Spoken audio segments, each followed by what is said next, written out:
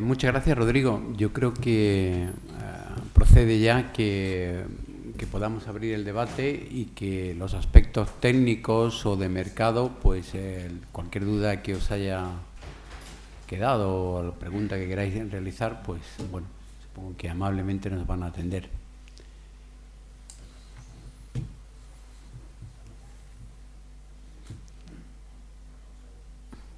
Adelante. Bueno, mi nombre es Javier de la Plaza y pertenezco al Comité de I+D del Instituto de la Ingeniería. Tenía dos cuestiones así en principio. La primera es que has comentado algo del tema del vuelo hipersónico.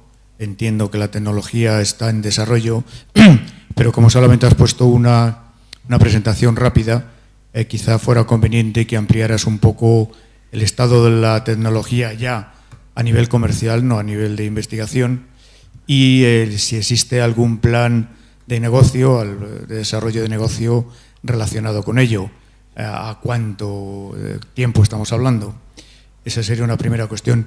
La otra cuestión sería referente en particular al sistema este que has comentado de turismo de vuelo espacial en relación a la estación de tierra, imagino, de control y comunicación, que entiendo, así imaginando, que las cuestiones técnicas posiblemente estén resueltas, pero las cuestiones de instalación y manejo, pues habría que también preverlas de cara a una posible aplicación comercial. Respecto a la primera cuestión, he hablado poco del vuelo hipersónico porque es otro tipo de aplicación, pero te lo comento. Justo la semana pasada ha tenido lugar en Francia la conferencia 18 de la IAA sobre Space Planes, Hypersonic Space Planes, donde se ve un poco el estado del arte en cuanto a lo que es vuelo hipersónico. Normalmente vuelo hipersónico se entiende vuelo propulsado hipersónico, es decir, asciendes a una altura de crucero y vuelas entre Mach 4 o Mach 10 dependiendo de los conceptos. Entonces ahora mismo lo que es la tecnología para ese tipo de vuelo, que es diferente de lo que estamos hablando aquí, está todavía en niveles de primeros pasos para aplicación comercial. Estamos hablando de scramjets, de ramjets, de este tipo de aplicaciones. Si hablamos de aplicaciones hipersónicas no propulsadas, la iniciativa que he comentado brevemente, que se llama FAST-20XX, es una iniciativa para la segunda mitad de siglo. Está todavía en pasos muy iniciales. Estamos hablando de un proyecto de llevar 50 personas o 100 personas en distancias muy, muy lejanas. Entonces, ahora mismo, la tecnología hipersónica para el transporte punto a punto, no digo la tecnología que se requiere para el vuelo de reentrada, porque esa tecnología está más madura, pero lo que se dice la tecnología para un uso comercial, yo creo que todavía estamos bastante lejos, sobre todo desde el punto de vista de propulsivo. Estamos hablando de varias décadas, un par de décadas para tener aplicaciones. Por ejemplo, EADS presentó la semana pasada lo que es su ECE SHT, Zero Emissions Hypersonic Transport, que es una idea que tienen como del futuro Concorde, de un transporte hipersónico punto a punto. Pero aquí no estaríamos hablando de acceso al espacio, estaríamos hablando de un vuelo a 25, 30 kilómetros. Y están hablando ahora mismo de hacer primeros ensayos de UAVs hipersónicos en el año 2020 y prototipos operacionales en 2030. O sea, a nivel de explotación comercial hipersónica estamos con esos marcos tan amplios. Lo que es el acceso espacial, eso ya sé que lo he comentado. Respecto a tu segunda pregunta, obviamente, como parte de Booster, no solamente está la operación desde un aeropuerto, es decir, que no haremos un avión más, o sea, si haremos un avión más a la hora de despegar, pero tendremos nuestras propias facilities, nuestro propio centro de control, que obviamente llevará control del vuelo durante todo el vuelo. Nosotros aquí, como hemos desarrollado en España experiencia con la explotación del Deimos 1 y también con la explotación del Deimos 2, es una parte que creemos que no presenta mayores retos, sobre todo que es un vuelo que no muy lejano, es decir, estamos hablando de cientos de kilómetros como máxima separación, con lo cual sí, habrá una infraestructura dedicada, un Mission Control Center, por decirlo así, en tierra para hacer el seguimiento del vuelo. Vamos, Si no presenta problemas desde el punto de vista técnico, pero vamos que hay que tenerlo en cuenta desde el punto de vista del cálculo de costes y business plan y demás. Sí, obviamente.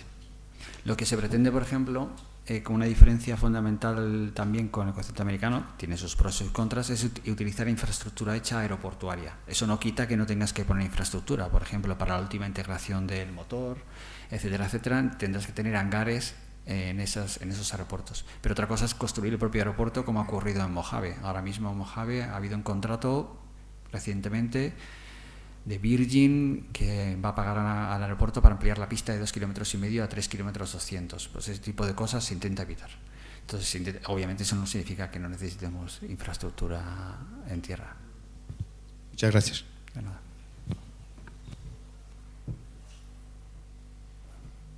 Y quería hacer un comentario sobre el hipersónico point-to-point. Tenemos inversores que nos hablan de point-to-point porque es algo muy, queremos decir, sexy y vendible. Y decimos, claro, a los inversores, no podemos hablar de point-to-point. Como ha dicho Rodrigo bien, es un tema de en décadas. Y creo que sí vamos a llegar a ello, que ir desde España a Australia en poco más de 1 hora. Pero dejamos claro a los inversores, si podemos hacer un negocio sostenible con Suborbital, los siguientes pasos pueden llegar a point-to-point. Pero tenemos que dar un paso de atrás para avanzar. Pero habla mucha gente de point-to-point, pero es una realidad bastante lejana, realmente. Sí, de hecho, una de las cosas que se hablaba la semana pasada era el business case, porque se hablaba siempre de lo que ha sido hasta ahora el business case para la aviación, que ha sido el vuelo de negocios, pero dentro de 30 años probablemente la aviación de negocios no tire de la aviación, debido al progreso en las comunicaciones, la menor necesidad de reuniones físicas por el avance de las telecomunicaciones, con lo cual el business case siempre es complicado verlo además a 30 años para este tipo de vuelos. Aquí en Booster directamente se está abordando el escenario, digamos, de recreo, por decirlo así, de turismo espacial, aunque no solo es turismo espacial. Estaba escrito en mi presentación, no lo he mencionado, hay una parte muy interesante que ha comentado Val, que es el uso para ensayos, microgravedad. Actualmente el acceso al espacio, no solamente tripulado, sino también de cargas, es limitado. Los cohetes de sondeo tienes pocos segundos.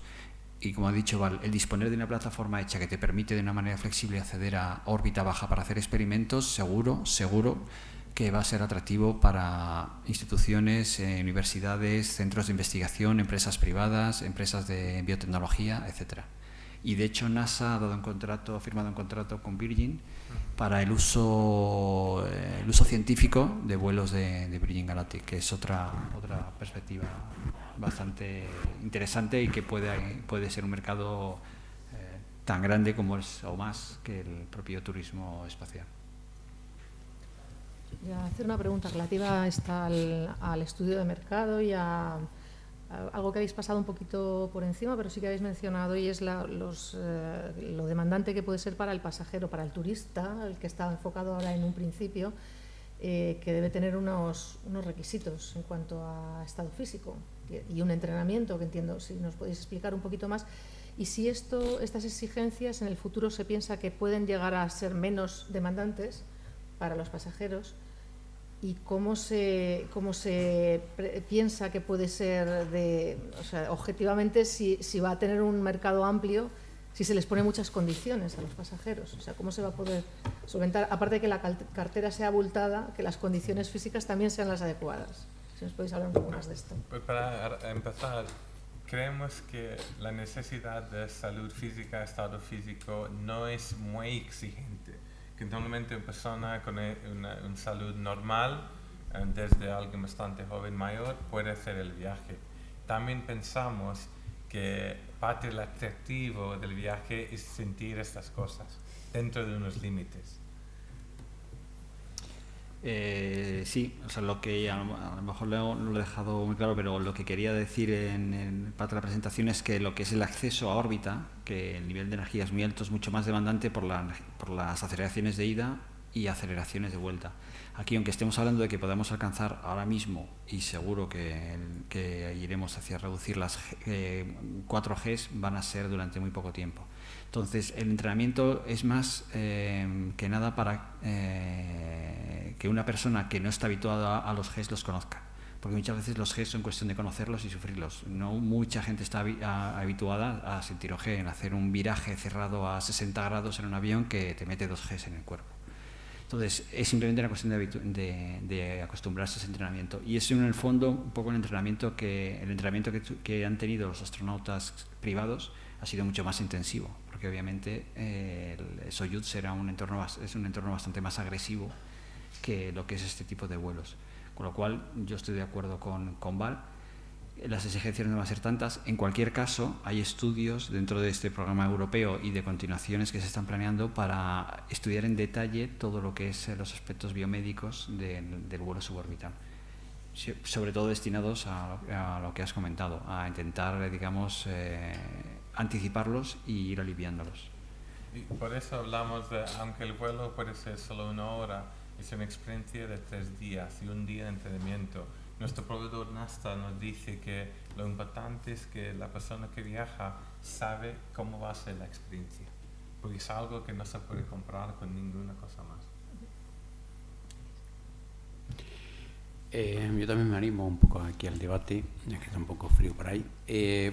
Una palabra que yo no sé si, honestamente no sé si es muy inglesa, ¿no? La competition, es decir, colaborar y competir, que alguna vez un catedrático nuestro de Economía de la Escuela de Ingenieros Aeronáuticos utilizó. Efectivamente, en una carrera parece que lo importante es quién es el primero, pero como has explicado tú, Balvinder, pues es un mercado que hay que desarrollar, es decir, cuánta gente está dispuesta a asumir unos ciertos riesgos, a tener una serie de condiciones, a pagar un montón de dinero, y es un mercado que en el fondo, hasta que no se ponga en marcha, pues no se verá, como decías tú, pues si hablabas de en 20 años 36.000 personas y tal.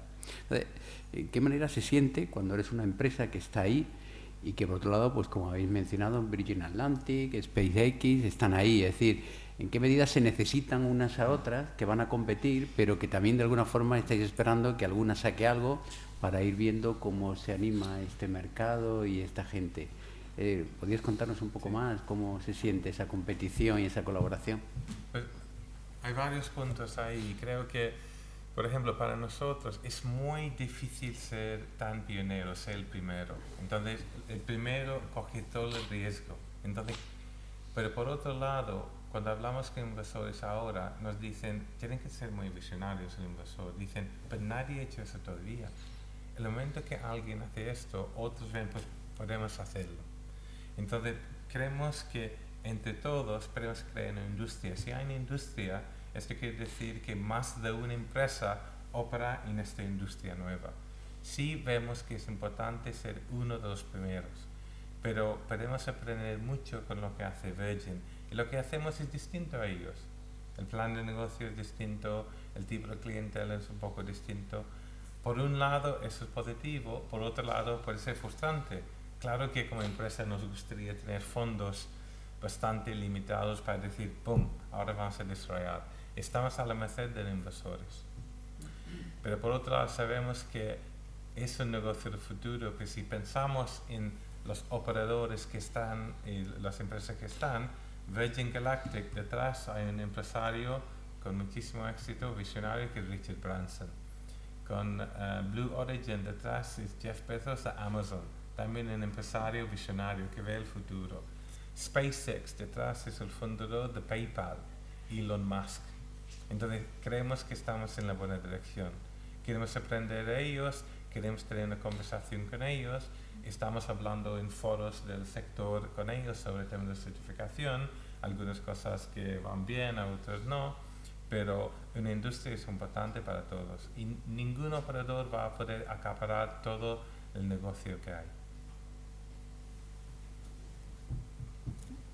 Bueno, poco más que añadir a lo que has dicho. Desde el punto de vista técnico, evidentemente ya he comentado, ¿no? El hecho de volar va a ser un beneficio cruzado para todos, porque aprenderemos de retos técnicos. Obviamente nadie puede ahora mismo decir que todo está resuelto y que se puede volar mañana mismo. Nosotros creemos que la aproximación de Booster no es ambiciosa desde el punto de vista técnico, es decir, no está proponiendo tecnologías no maduras, con lo cual puede ser una baza para su factibilidad a corto plazo, pero en cualquier caso volar, sea el equipo que sea el primero que vuele, va a servir a los demás. Y luego aunque esto es parte del mercado, pero está claro que yo creo que esto va a abrir un mercado y las posibilidades de negocio van a ser muy distintas. Es decir, no una sola persona, un solo grupo no va a poder acaparar todo el tipo de negocio. Primero porque el cliente también es muy local. Es decir, si tú tienes el servicio que se ofrece en Europa o en Estados Unidos, pues tenderás hacia el servicio local. Si tu cliente es institucional, con más razón, si tienes una carga de pago institucional. Entonces, en ese sentido, si el mercado se consigue abrir, yo creo que habrá espacio para bastantes empresas. Y también creo que cada empresa en el sector tiene algo que diferencia a ellos a los demás. En este modelo podemos lanzarnos desde cualquier aeropuerto convencional, que es muy importante. No necesitamos hacer infraestructura y gastar cientos de millones en ellos, como hace Virgin. Entonces, para nuestra conversación con inversores, algunos están exigiendo lanzar desde su país, propio país. Entonces, esa es la ventaja que tenemos. Y así nuestra conversación está marchando bastante bien, especialmente en países árabes. Que podemos lanzar en Estados Unidos, un país árabe, un país del Oriente Medio, y ojalá que sea España. Sabemos que no hay dinero en Europa, pero España, por ejemplo, es un país muy atractivo para operaciones para cualquier empresa global.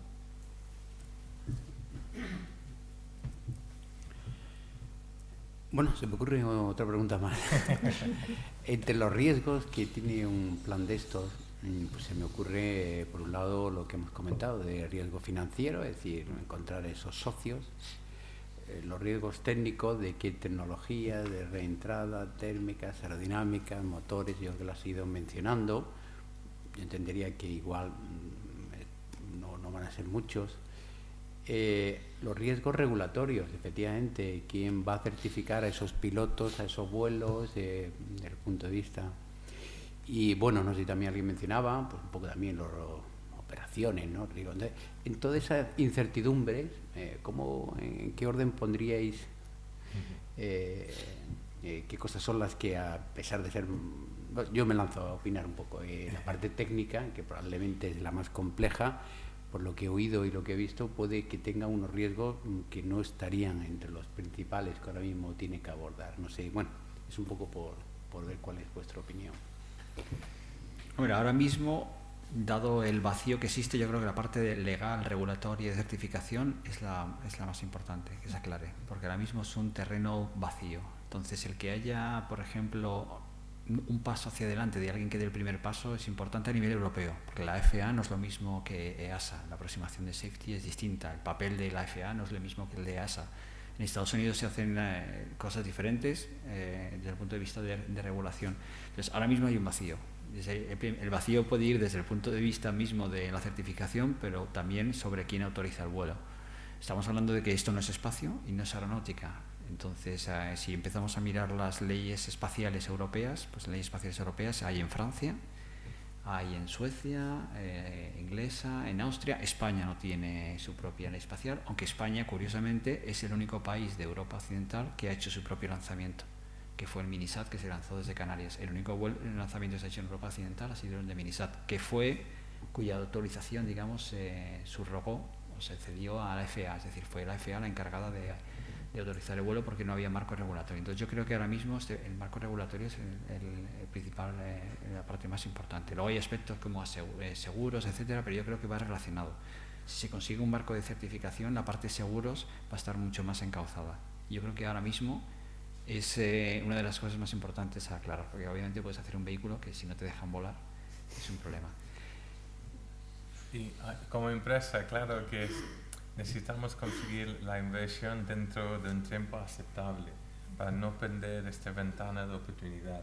Porque si lo perdemos, tendríamos que ofrecer el servicio, si lo ofrecemos a un precio mucho más reducido. Porque el precio del año que viene no va a ser el mismo precio que dentro de 10 años. Entonces, es el gran esfuerzo ahora mismo, que llevamos 6 años de preparación, es de buscar las inversiones. Y estamos hablando con varios inversores ahora, es en un periodo muy intenso. Ok, ¿alguna pregunta más? Adelante.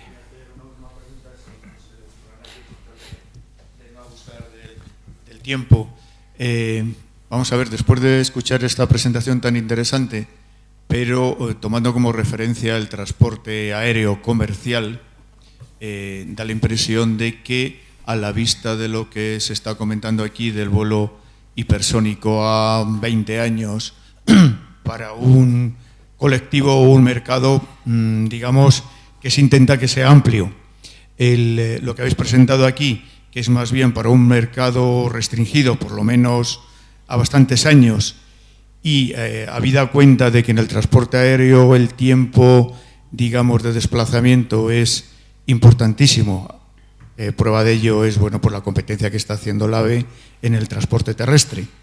La conclusión que sacaría yo en este momento es que se va a producir un gap, nunca mejor dicho, de espacio-tiempo, desde, digamos, lo que se ha conseguido en la aeronáutica comercial, me refiero en cuestión de tiempos, quizá en cuestión de precios está bajando bastante, pero en cuestión de tiempos, el tiempo que se maneja actualmente y que se manejaba hace 20 años, se va a seguir manejando básicamente dentro de otros 20 años. O sea, va a estar el sector prácticamente 40 años con las mismas cotas de tiempo de desplazamiento, lo cual es un poco sorprendente si estamos hablando de una tecnología punta como ha sido siempre la aeronáutica.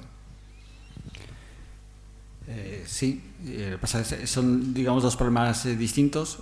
La parte de booster, que aborda el problema, digamos, por decirlo así, recreativo, y la parte de payload científico. La parte de transporte hipersónico, es cierto, es lo que te he comentado antes, no se ve un business case claro. Si estamos hablando, por ejemplo, que puedes hacer un vuelo Mach 7, 3 horas, que te pones de Japón a Europa Occidental, muy bien, 3 horas.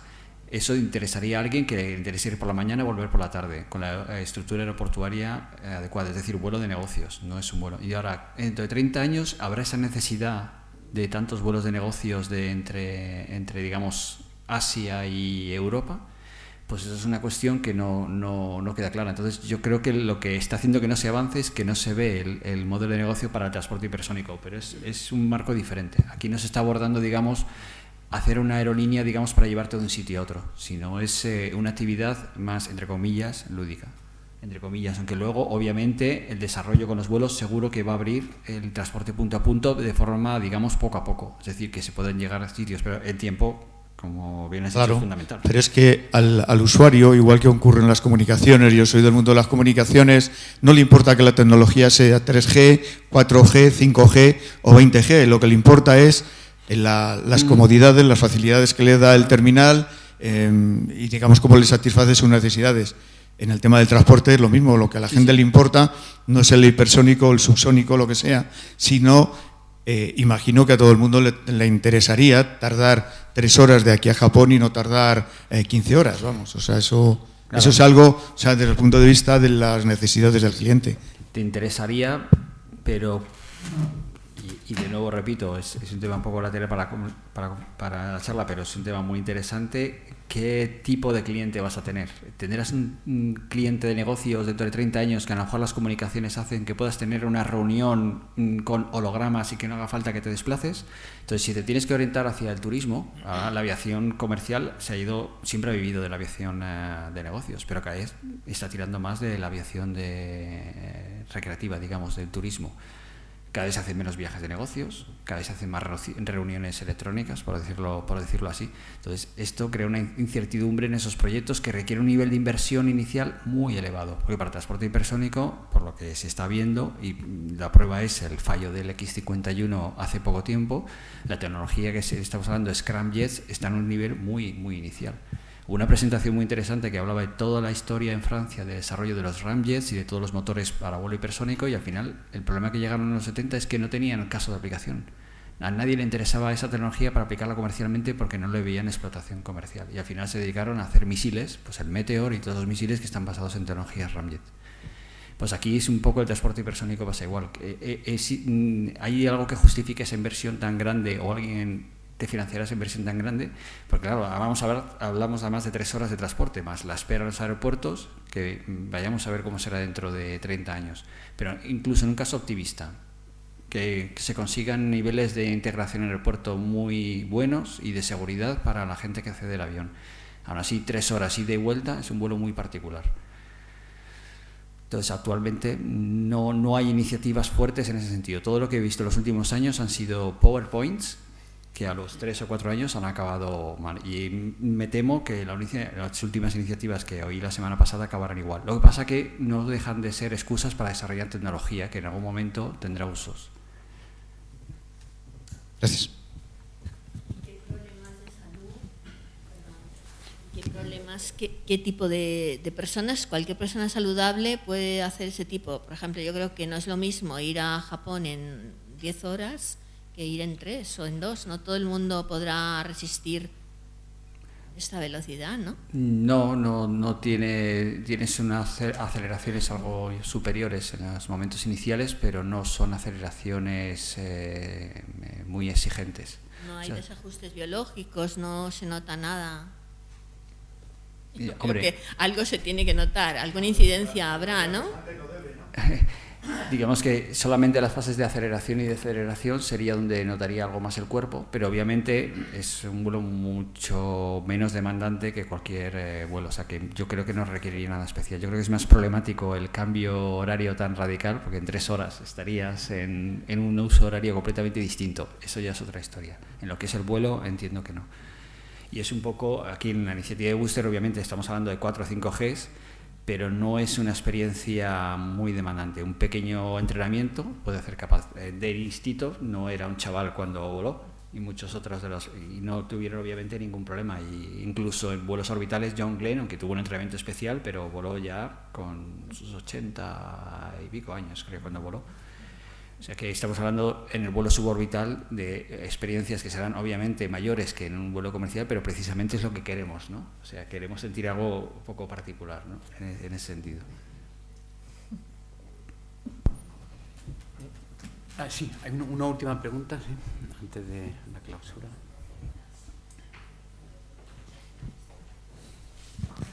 Yo quería preguntar ya para terminar simplemente el tema de lo que es aquí la conferencia del vuelo suborbital.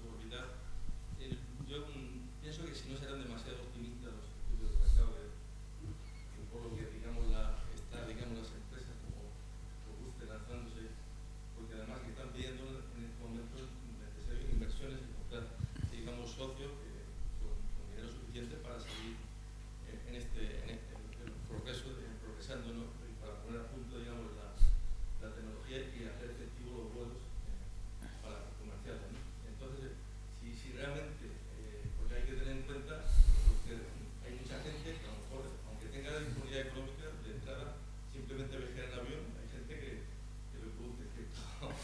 Entonces, someterse, creo que decía en principio, someterse a una persona, aunque tenga disponibilidad económica, de entrada a que va a soportar 3 o 4 Gs, que va a haber un espectáculo maravilloso a 100 kilómetros de la Tierra, orbitando la Tierra. Eso evidentemente es algo que seguramente muchas personas desearían hacerlo antes de morirse, pero hay que pensar que el miedo va a existir y que seguramente eso deberían de estar pensando que a lo mejor personas que dicen, sí, yo lo voy a hacer, pero ahora la verdad no se echan para atrás. Entonces ese estudio de mercado yo lo considero un poco optimista para que haya 35.000 viajeros, no sé si al año, primero que tengan que tener ese dinero y luego que se lo quieran gastar, y luego, digamos, a nivel comercial, que llegue, digamos, a gran cantidad de personas, pues a lo mejor pueden pasar muchísimos años para que se llegara a tener primero la tecnología suficiente, el desarrollo, y luego llegar a una implantación, pues como puede existir ahora coger el AVE a Sevilla en 2 horas, que lo puede coger cualquier persona, y que dentro de a lo mejor 50 años puede existir eso. Yo creo que antes, que puede cogerse, como lo coge el AVE y entero, puede dar una vuelta a la Tierra y se llene pues eso me parece a mí que a lo mejor entonces, desde ese punto de vista, es un poco temerario, digamos, estar metiéndose dinero, pero bueno, me imagino que las empresas cuando lo hacen es porque sea resistente, pero yo lo pongo un poco en duda de que eso sea tan factible. No, gracias por la pregunta. Es muy importante porque es la base del negocio. Para nosotros pensamos que no es solo el turista, tiene que ser un negocio diversificado. Hemos hablado con gente, se llama ultra rica, y esta gente, por desgracia, hay cada vez más ultra ricos y cada vez más super pobres. Entonces, es un nicho impresionante de miles de personas. Vemos que hay 500 reservas con Virgin, hay cada vez más ultra ricos, hay billones en dinero de desarrollo en este sector, es muy difícil saber lo que va a pasar. Pero ahora mismo, con nuestros propios estudios y lo que está pasando en el sector, somos optimistas. Y el momento que lanza uno como Virgin va a ser incluso más fácil, si no tiene un accidente. Si hay un tema de seguridad, va a afectar al mercado durante un tiempo. Lo que tenéis que hacer, ¿vale?, es que suba a un famoso. Y entonces sí, que salga un famoso y ya verás, van todos claro detrás. que sí, vamos a buscar champions. ¿Sí? En los primeros aviones de Virgin van Angelina Jolie, Brad Pitt, Richard Branson, su familia, ¿sí? Y hablando de la pregunta de antes, me parece muy interesante que estamos en un momento que no hay muchos avances tecnológicos que ofrecen un servicio especial al público, algo distinto, algo más cómodo. Pero ahora no hay dinero a fondo perdido, que la estrategia o el objetivo era lanzar el orgullo de un país. Ahora es todo business case. Han hecho mucho con la Guerra Fría, con el miedo, con visión, con dinero a fondo perdido, pero no estamos en ese momento. Es todo el mercado. Entonces, nuestro gran enfoque es el mercado, sabiendo que tenemos la tecnología para hacer lo que queremos hacer con sus retos. Con lo cual, efectivamente, estoy de acuerdo que estos estudios de mercado son estudios de mercado. Pero no hay otra cosa. No hay otra cosa. La definición de un empresario es alguien que toma un riesgo. Entonces, ahí estamos. Un riesgo moderado, estudiado. Muy bien, pues muchas gracias Rodrigo, muchas gracias Balbinder. Yo creo que aunque vivimos en un momento muy delicado de economía, yo creo que todo esto también está hecho de sueños y a mí esto me huele a sueño, viable. Y bueno, sin más paso la palabra al presidente para que nos clausure el acto. Bueno, pues os quiero dar las gracias a todos por vuestra asistencia, Rodrigo Balbinder por las fantásticas presentaciones. Y ha sido muy interesante, así que bueno, pues muchísimas gracias a todos. Buenas noches. Gracias.